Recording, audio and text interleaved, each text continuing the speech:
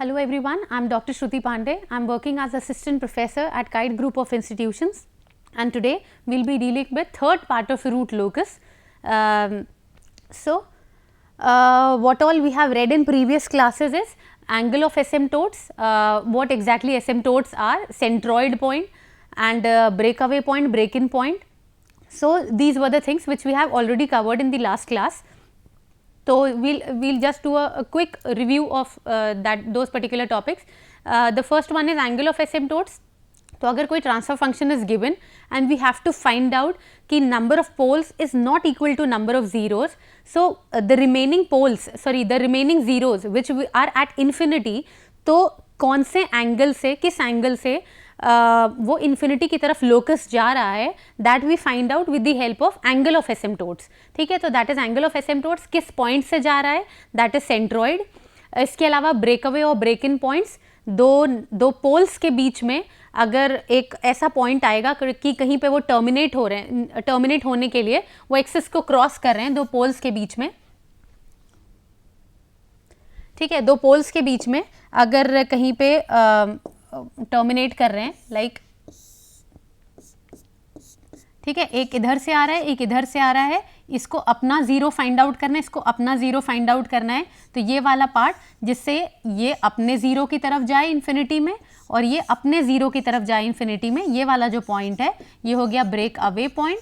ठीक है, और इसी तरीके से अगर कोई भी ऐसा पार्ट है जो दो जीरोस के बीच में लाई कर रहा है, ठीक है, क्योंकि जीरोस पे तो टर्मिनेट होता है आके, यानी ये कहीं से आ रहा है, ये कहीं से आ रहा है और ये इस जीरो की तरफ जा रहा है, यहाँ से आया इस जीरो की तरफ गया, यहाँ से आया और इस जीरो की तरफ गया. ठीक है, तो ये दोनों टर्मिनेटिंग जीरोज हैं. तो ये वाला पार्ट जिस पे इन हो रहा है लोकस, वो वाला पार्ट होता है ब्रेक इन पॉइंट. ठीक है, तो ये सब हम प्रीवियस क्लासेस में देख चुके हैं. नेक्स्ट देखते हैं, नेक्स्ट रूल क्या है, the intersection point of the root locus branch with the imaginary axis. ठीक है, तो इसमें भी क्या है कि अगर ये तो हमने देख लिया कि कोई भी ये हैं दो, इसके बीच में ये पार्ट है, ये इस तरफ जा रहा है और ये इस तरफ जा रहा है, तो इमेजिनरी एक्सिस पे ये जो जे ओमेगा एक्सिस है, ठीक है, सिग्मा प्लस जे ओमेगा एक्सिस है, तो जे ओमेगा एक्सिस है, इसमें कौन से वाले पॉइंट पे ये इंटरसेक्ट करेगा. ठीक है, ये कौन से वाले पॉइंट पे इंटरसेक्ट करेगा, क्या होगी वहाँ पे के की वैल्यू, ये निकालना is also an important part, क्योंकि यही तो डिफरेंस है राउथ हर्विट्ज क्राइटेरिया, जो स्टेबिलिटी एनालिसिस हम राउथ हर्विट्ज क्राइटेरिया से करते हैं और रूट लोकस से करते हैं, यही दोनों में डिफरेंस है कि यहाँ we get lot of parameters, हम के की वो वैल्यू भी फाइंड आउट कर सकते हैं जिस पॉइंट के बाद प्लॉट अनस्टेबिलिटी की ओर तरफ जा रहा होगा. तो ये के की वैल्यू निकालने वाला पॉइंट जो है, इसी को हम कहते हैं intersection point of root locus with on imaginary axis. तो इसके लिए क्या करना है कि राउथ हर्विट्ज क्राइटेरिया यूज़ करेंगे यहाँ पे. ठीक है, इस बेसिक एग्जांपल से देखते हैं कि मान लेते हैं ये सिस्टम दिया हुआ है. ठीक है, ये सिस्टम दिया है, ये है के की वैल्यू है 0 है, ये है -1, ये है 0 और ये हो गई -3. ठीक है, ये तीन वैल्यूज़ दे रखी हैं. अब रूट लोकस चेक कर लेते हैं, ये वो प्रीवियस एग्जाम्पल है, लेकर चेक कर लेते हैं. यहाँ पे रूट लोकस नहीं होगा. ठीक है, इन दोनों पॉइंट्स के बीच में रूट लोकस होगा. ठीक है, क्यों होगा, क्योंकि इसके राइट साइड में ऑड नंबर है, 1 है, 1 और 1 ऑड नंबर होता है, इसलिए ये रूट लोकस होगा. इसके राइट साइड में 0 था which is not an odd multiple. ठीक है, इसलिए यहाँ रूट लोकस नहीं होगा, इसमें होगा. इन दोनों के बीच में देखेंगे कि यहाँ पे दो रूट्स हैं, तो यानी इसके राइट साइड में दो रूट्स हैं, तो यानी ये वाला पॉइंट भी रूट लोकस नहीं होगा. ठीक है, तो यही रूट लोकस वाला पॉइंट होगा.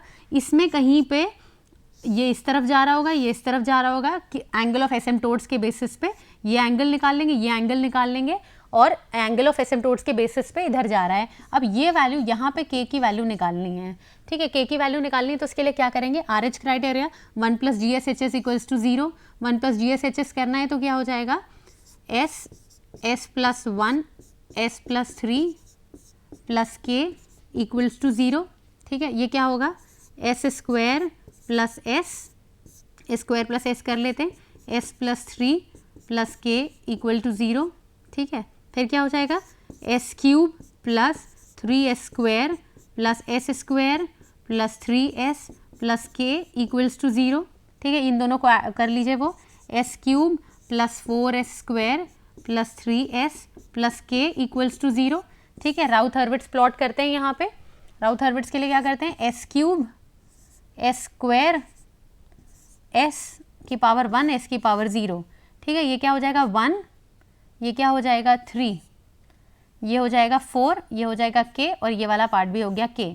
अब यहाँ पे क्या वैल्यू आएगी 4 3 ज़ा 12, this into this minus this into this upon 4, 12 minus k upon 4, ठीक है, और इसी तरीके से ये वाला पार्ट 0 होगा। अब अगर देखना है राउथ हर्विट्ज क्राइटेरिया में क्या पता चलता है, अगर सिस्टम स्टेबल है तो यहाँ पे कोई भी साइन चेंज नहीं होना चाहिए, ये पॉजिटिव पॉजिटिव पॉजिटिव पॉजिटिव चारों पॉजिटिव होने चाहिए।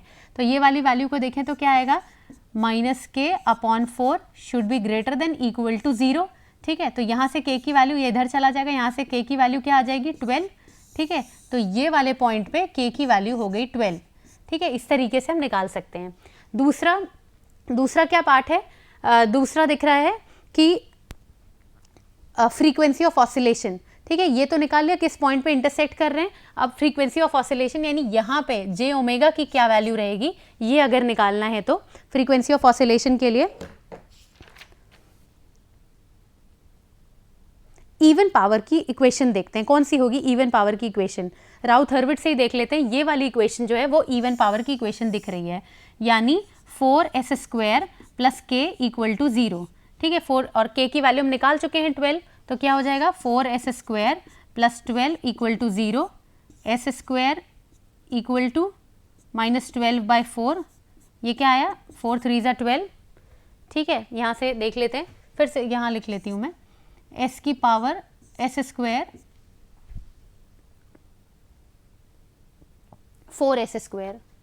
4s² plus k equals to 0, ठीक है, k की वैल्यू आई थी 12, तो क्या हुआ ऑक्सिलरी इक्वेशन, ये हमने राउथ हर्विट्ज क्राइटेरिया में देखा था कि ऑक्सिलरी इक्वेशन से हम फ्रीक्वेंसी ऑफ ऑसिलेशन निकालते हैं। ऑक्सिलरी इक्वेशन हमेशा ही इवन पावर की इक्वेशन होती है, इवन पावर की इक्वेशन होती है, ठीक है, तो 4s² plus 12 is equal to 0, तो क्या हो गया 4s² is equals to minus 12, s² is equals to minus 12/4, ठीक है, -3, और इसी से s की वैल्यू यहाँ मैंने निकाल के रखी है, s is equals to plus minus j3, ठीक है, तो फ्रीक्वेंसी ऑफ ऑसिलेशन इस वाले प्लॉट में क्या हो जाएगा, फ्रीक्वेंसी ऑफ ऑसिलेशन यानी इस पॉइंट पे s is equals to plus j3 और यहाँ पे s is equals to minus j3, ठीक है, तो ये आ गई फ्रीक्वेंसी ऑफ ऑसिलेशन, ठीक है। क्या है फ्रीक्वेंसी ऑफ ऑसिलेशन, हमने ये सिस्टम में पढ़ रखा है कि उस पॉइंट पे ओमेगा एन की वैल्यू निकल आएगी, ऊपर वाले पार्ट पे जे ओमेगा की वैल्यू j3 है, नीचे वाले पार्ट पे जे ओमेगा की वैल्यू -j3 है, ठीक है। नेक्स्ट एक और इम्पॉर्टेंट पार्ट है, वो है angle of departure and angle of arrival, ठीक है। अब क्या है, ये एक इम्पॉर्टेंट कॉन्सेप्ट है, वो है angle of departure and the angle of arrival can be calculated at complex conjugate open loop poles and complex conjugate open loop zeros respectively, ठीक है। अगर कोई भी सिस्टम है, अगर कोई भी ट्रांसफर फंक्शन गिवन है, ठीक है, पीछे एग्जाम्पल से देख लेंगे, यहाँ देख के बताते हैं, ठीक है। अगर कोई भी ट्रांसफर फंक्शन है दिया हुआ है ओपन लूप सिस्टम का, उसके अंदर कितने भी नंबर ऑफ पोल्स और जीरोस दे रखे हैं, ठीक है, कितने भी नंबर ऑफ पोल्स और जीरोस दिए हुए हैं, ठीक है, लेकिन अगर कोई एक भी कॉम्प्लेक्स पोल दिया है, मान लेते हैं यहाँ दिया है वो कोई कॉम्प्लेक्स पोल, ठीक है, कॉम्प्लेक्स पोल दिया हुआ है, तो एंगल ऑफ डिपार्चर और अराइवल क्या होगा, can be calculated at complex, ये वर्ड इसलिए बार बार, complex conjugate open loop poles, complex की मान लेते हैं, ये दिया हुआ है -1 प्लस j1, ये दिया है -1 माइनस j1, ठीक है, ये दोनों कॉम्प्लेक्स कॉन्जुगेट पोल्स हैं, तो इन पे क्या क्या एंगल बन रहा है वो होगा एंगल ऑफ डिपार्चर। पोल के केस में होगा एंगल ऑफ डिपार्चर, अगर इन्हीं की जगह पे जीरोस होते तो उसे हम कहते हैं एंगल ऑफ अराइवल। ये भी है फेयर इनफ, क्योंकि पोल्स क्या होते हैं, पोल्स से निकलते हैं, पोल से निकल के जीरोस की तरफ जाते हैं, तो पोल से अगर निकल रहा है या पोल से हम एंगल अगर देख रहे हैं तो होगा एंगल ऑफ डिपार्चर, और अगर जीरोस पे देख रहे हैं तो वो होगा एंगल ऑफ अराइवल, ठीक है। तो यहाँ से क्या होगा कि अब इस एंगल ऑफ वो निकालते कैसे एंगल ऑफ डिपार्चर, कि इस वाले पोल से जितने भी पोल्स और जीरोस दूसरे दिए हुए हैं उन सब से एंगल निकालेंगे, ठीक है। सबसे पहले तो इसी से निकालेंगे, ठीक है, ये दिया हुआ है, ये दिया है, ठीक है, ये दिया हुआ है, तो इस एंगल से इस पोल से, कॉन्जुगेट पोल से इस पोल के बीच का एंगल कितना होगा, 90 डिग्री होगा, ठीक है। ये इसके बीच का आप मान लीजिए एंटी क्लॉकवाइज हम प्लस 90 लेकर चल रहे हैं, एंटी क्लॉकवाइज तो क्लॉकवाइज वो लेंगे 90 लेंगे। फिर ये वाले पॉइंट से इसका बीच का डिफरेंस, ये वाला एंगल थीटा, फिर ये वाले से इसके बीच का डिफरेंस का एंगल ये वाला थीटा, फिर ये इससे कितना एंगल बना रहा है, ये वाला एंगल थीटा, फिर ये इससे कितना एंगल बना रहा है, ये वाला एंगल थीटा, फिर ये इससे कितना एंगल बना रहा है, ये वाला थीटा। ठीक है, तो जिस भी हम एंगल ऑफ डिपार्चर जिस भी पोल पे ले रहे हैं, कि ये वाले पोल पे अगर हम एंगल ऑफ डिपार्चर ले रहे हैं, अगर इस पे लेंगे तो सिमिलर, हालांकि ये एंगल जितना आएगा उसी की नेगेटिव वैल्यू ले लेंगे। यानी मान लेते हैं कि अगर इससे एंगल ऑफ डिपार्चर की वैल्यू फाई डी की वैल्यू 160 डिग्री आ रही है, तो ये वाले की वैल्यू, क्योंकि इसमें भी सेम होगा ना, यहाँ से यहाँ तक, फिर ये फिर ये फिर ये फिर ये, ठीक है, तो ये वाला फाई डी जो होगा वो -160 डिग्री आ जाएगा। ठीक है, तो यानी कंक्लूजन इज कि जिस भी पोल से हम अलग अलग पोल्स और जीरोस की वैल्यू निकाल रहे हैं एंगल ऑफ डिपार्चर में, जिस भी पोल से, उस पोल से जितने और पोल्स और जीरोस हैं सबके बीच का एंगल, ठीक है, सबका वहाँ से जितना एंगल बना रहा है उन सब एंगल का एडिशन, या जो भी अभी हम फॉर्मूला डिपार्चर का पढ़ेंगे वो होगा एंगल ऑफ डिपार्चर। ठीक है, देखिए ये है angle of departure, phi d से रिप्रेजेंट करते हैं।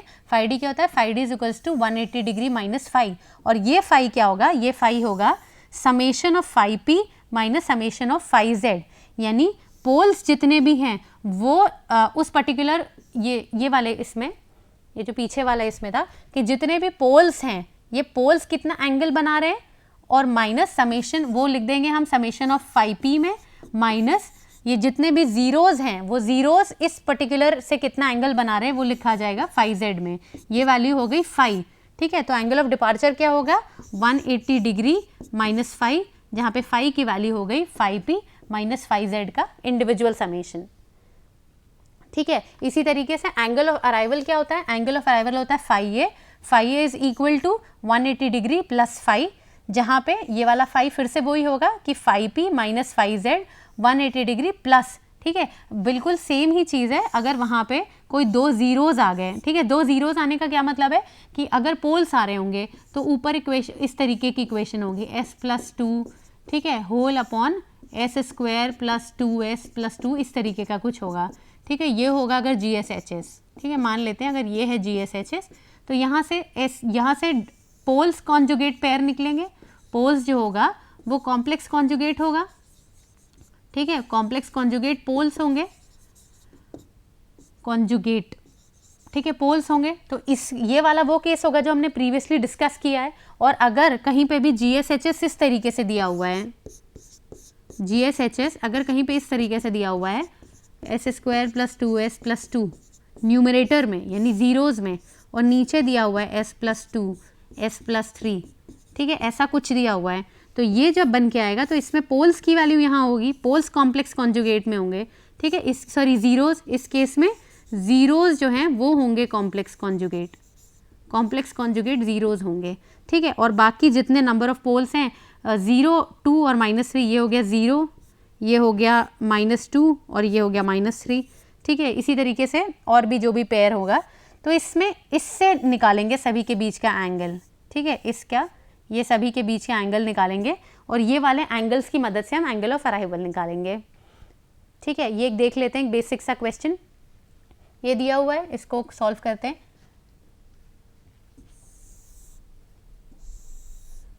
s is equals to 0, s is equals to -2 और s इज इक्वल्स टू -4, ये हो गया ये, और ये वैल्यू निकाल लेंगे तो क्या आएगी s² प्लस 2s प्लस 2।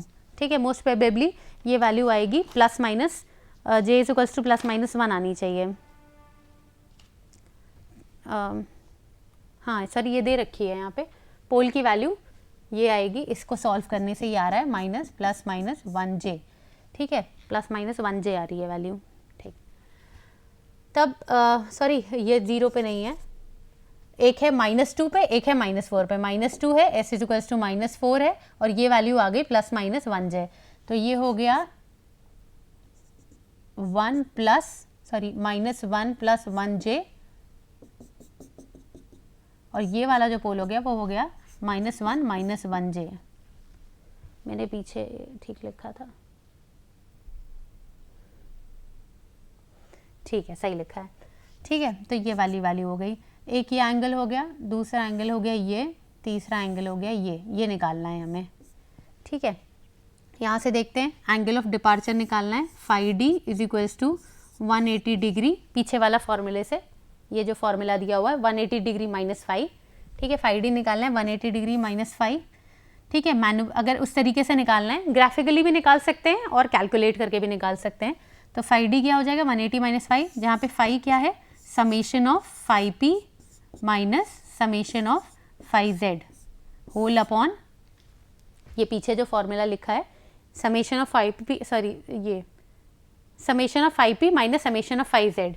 ठीक है, no whole upon phi P और फाई जेड की वैल्यू इंडिविजुअल निकालेंगे पहले। फाई पी से देखते हैं क्या क्या वैल्यूज दे रखी हैं।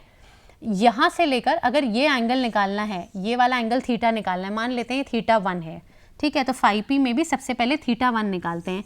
तो थीटा 1 की वैल्यू क्या होगी माइनस टैन इनवर्स। ठीक है, आराम से निकाल सकते हैं इससे टैन इनवर्स। ये वाला पार्ट कितना है, ये 1 दिया हुआ है ना, ये -1 दिया है, तो ये डिस्टेंस हो गया 1। ठीक है, और ये वाला डिस्टेंस भी 1 दिया हुआ है।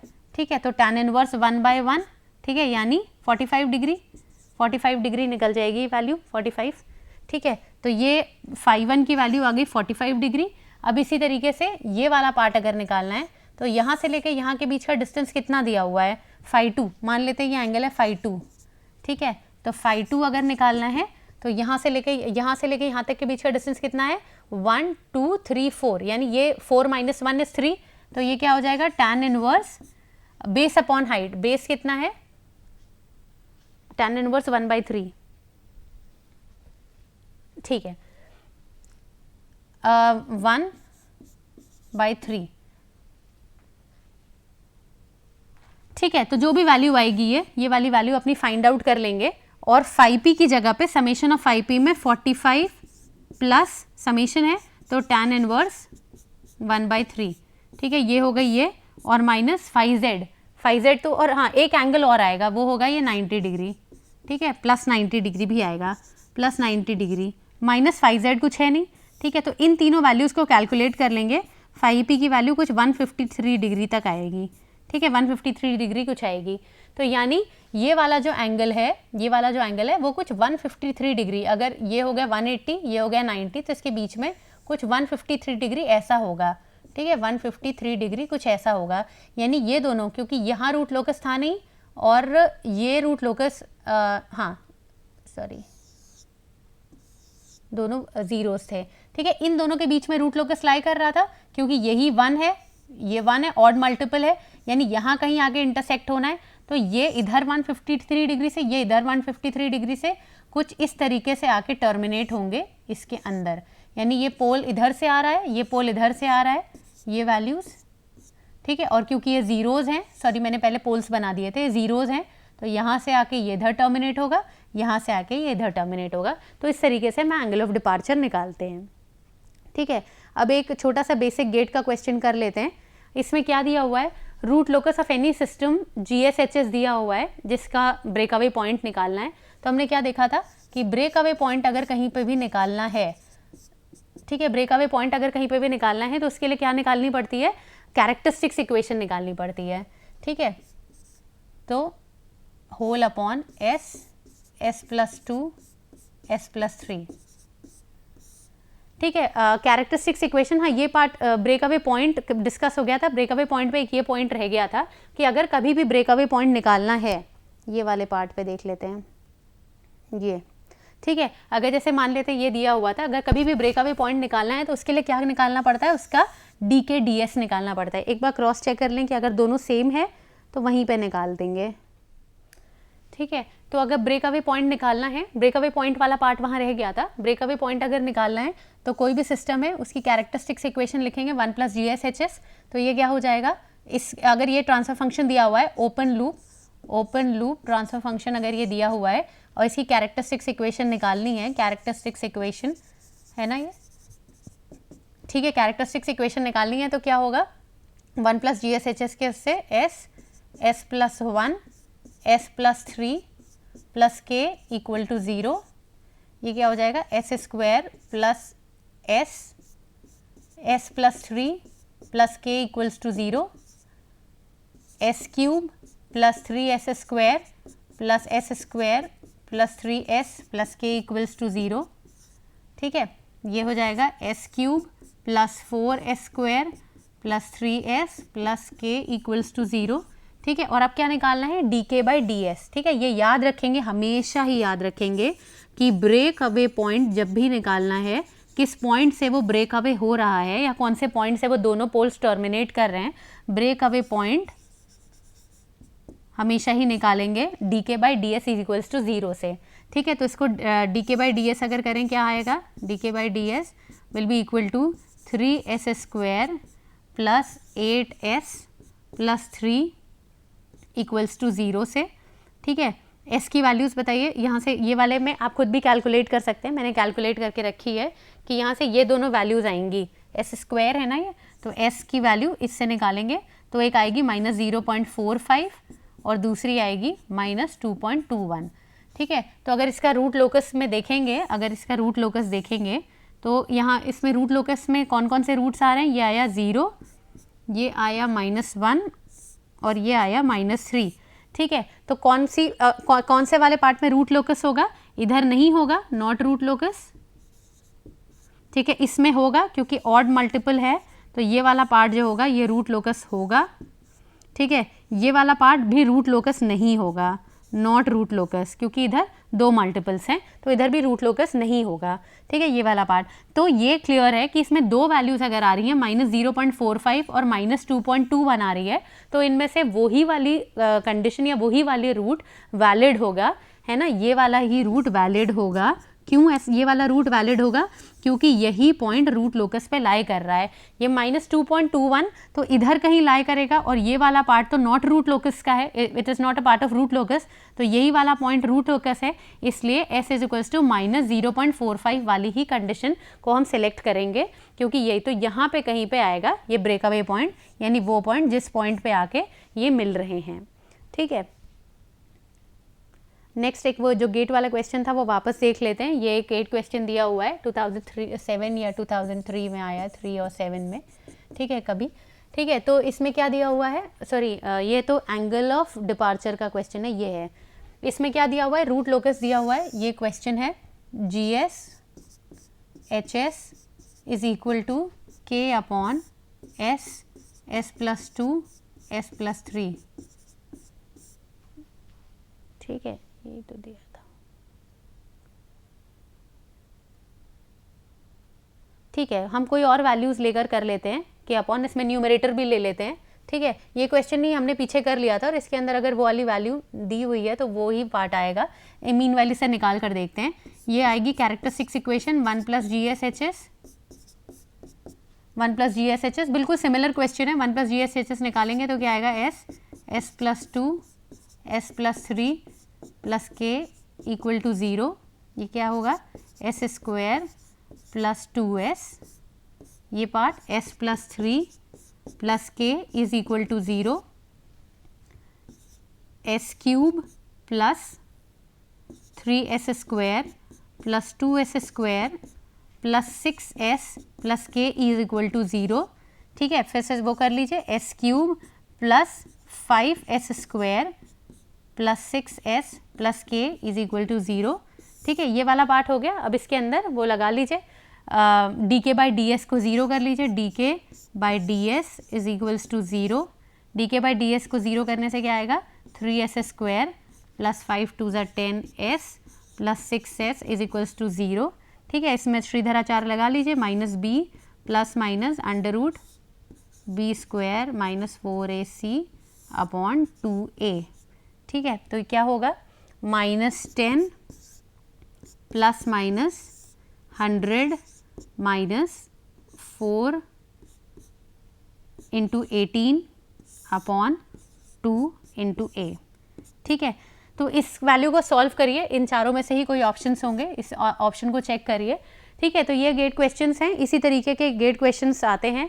तो अभी तक हमने जो भी कुछ देखा है उसमें सबसे इम्पॉर्टेंट पार्ट जो रिवाइज करने वाला है वो है break away point, break in point, angle of asymptotes, angle of departure, angle of arrival, angle of arrival और एंगल ऑफ डिपार्चर से घुमा के क्वेश्चंस आते हैं। अगर हाँ, एक तरीके का और क्वेश्चन पूछा जाता है, वो है कि अगर k की वैल्यू दे रखी है इस तरीके से, ठीक है, अगर ये इस तरीके से वैल्यू दी हुई है, ठीक है, क्वेश्चन में दिया है कि k की वैल्यू को फाइंड आउट करिए क्रिटिकली डैम्प्ड सिस्टम के लिए। क्रिटिकली डैम्प्ड मतलब प्लस माइनस ओमेगा n, ठीक है, यानी दोनों वैल्यूज़ यहाँ हैं। जो पिछले अगर कोई यहाँ पे k की वैल्यू दे रखी है 12, ठीक है, वही वाले क्वेश्चन में जब भी पीछे लगाया है, ये वैल्यू k की दे रखी है 12 और यहाँ पे क्रिटिकली डैम्प्ड सिस्टम के लिए k की वैल्यू निकालनी है, ठीक है। तो क्रिटिकली डैम्प्ड सिस्टम के लिए इस वाले पॉइंट पे k की वैल्यू निकाल लेंगे, जैसे पीछे निकाली है राउथ-हर्विट्ज़ क्राइटेरिया से, राउथ-हर्विट्ज़ क्राइटेरिया से, है ना, k की वैल्यू निकाल लेंगे इस वाले पॉइंट पे भी।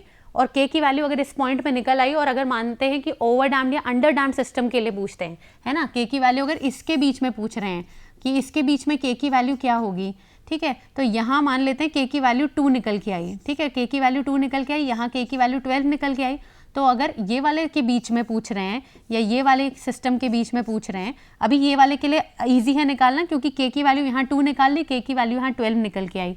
तो अगर ये वाले सिस्टम के लिए पूछ रहे हैं तो k की वैल्यू 12 और 2 के बीच में निकल जाएगी, ठीक है। इस तरीके के क्वेश्चंस आते हैं कि भाई क्रिटिकली डैम्प्ड सिस्टम की वो दे रखी है k = 2 और k की वैल्यू इनके बीच में निकाल लीजिए, या फिर k की वैल्यू क्रिटिकली डैम्प्ड सिस्टम के लिए निकाली है तो राउथ-हर्विट्ज़ से k की यहाँ वैल्यू निकाल लेंगे।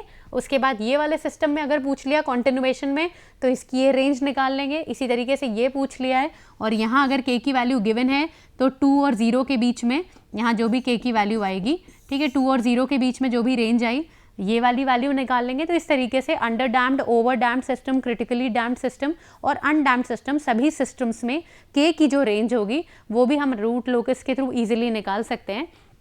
और ये भी याद रखना है कि ये राउथ-हर्विट्ज़ क्राइटेरिया कभी भी जो गेन की वैल्यू है, गेन की वैल्यू के लिए राउथ-हर्विट्ज़ क्राइटेरिया निकालेंगे कि राउथ-हर्विट्ज़ सॉल्व किया, जो फर्स्ट कॉलम है उसके अंदर जो भी वैल्यू दे रखी है उसको ग्रेटर देन 0 करके k की वैल्यू को हम इजीली फाइंड आउट कर सकते हैं, ठीक है।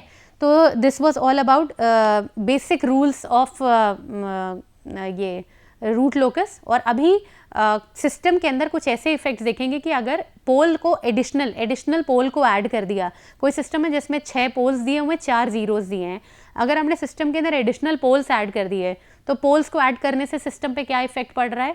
फिर नेक्स्ट की अगर कभी सिस्टम की स्टेबिलिटी पे क्या इफेक्ट पड़ रहा है, तो पोल्स को ऐड करने से, फिर सिस्टम की स्टेबिलिटी पे जीरोस को ऐड करने से क्या इफेक्ट पड़ रहा है, ठीक है। तो ये वाला पार्ट बस नेक्स्ट उसमें हम रूट लोकस में और जानेंगे और फर्दर और कुछ गेट क्वेश्चंस करेंगे, ठीक है। So that was all for this lecture and thank you.